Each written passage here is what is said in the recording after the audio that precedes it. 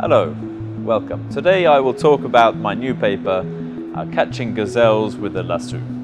Catching Gazelles with a Lasso.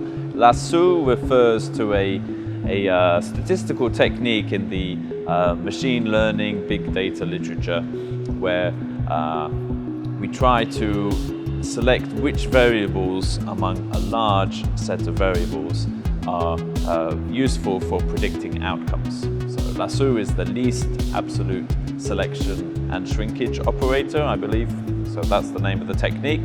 Gazelles, in the title, Catching Gazelles with a Lasso, refers to high growth firms. So this relates to the OECD definition of high growth firms, which is firms that have 20% sales growth or employment growth every year for 3 consecutive years. So these are firms that grow quite fast over a 3-year period, and this also refers to firms that have 10 or more employees in the initial period.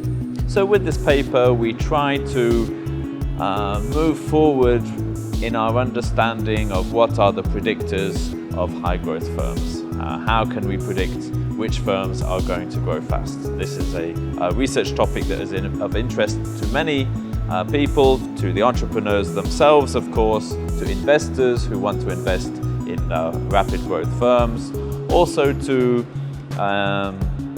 policymakers who are trying to devise which would be the economic policy to best support these growing firms, and also, of course, to economists and management scholars.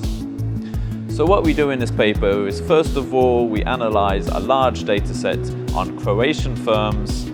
We have more than 300 potential variables that can predict which firms will be high growth firms, and we find a reduced set of variables using this Lasso technique to pick out which variables are the most relevant.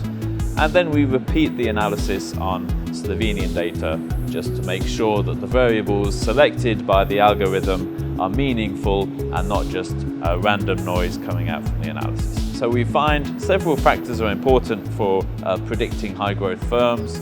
Whether you had employment growth in the previous period, this seems to correspond to firms that are already putting in place the human resources that they will need for their subsequent growth in sales. Whether you have a large stock of inventory, this counts negatively against the probability of being a high growth firm. So if you want to be a high growth firm, it's good to have low inventory in the sense that you have a more lean production style.